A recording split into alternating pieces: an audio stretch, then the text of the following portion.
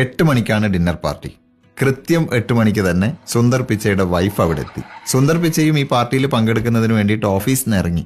പക്ഷെ വരുന്ന വഴിയിൽ എവിടെയോ സുന്ദർ പിച്ചയ്ക്ക് വഴിതെറ്റിപ്പോയി. അങ്ങനെ പലരോടും വഴിയൊക്കെ ചോദിച്ച് മനസ്സിലാക്കി ഈ പാർട്ടി ഹാളിൽ എത്തുമ്പോഴേക്കും ഒരുപാട് ലേറ്റായിപ്പോയി.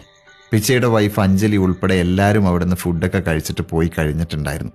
എങ്കിലും ഈ ആതിഥേയൻ സുന്ദർ പിച്ചയെ ഒന്ന് സ്വീകരിക്കുകയും കുശലം പറഞ്ഞ് തിരിച്ചയക്കുകയും ചെയ്തു.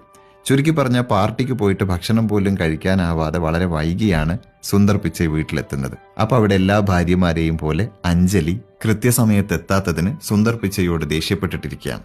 അപ്പൊ ഇങ്ങനൊരു പരിഭവവും വഴക്കുമൊക്കെ വീട്ടിലുള്ളത് കൊണ്ട് തന്നെ സുന്ദർ പിച്ച നേരെ ഓഫീസിലേക്ക് പോയി. അന്ന് രാത്രി സുന്ദർ പിച്ചൈ ഓഫീസിലിരുന്നിട്ട് ആലോചിച്ചത് മുഴുവൻ ഈ കാര്യം തന്നെയായിരുന്നു.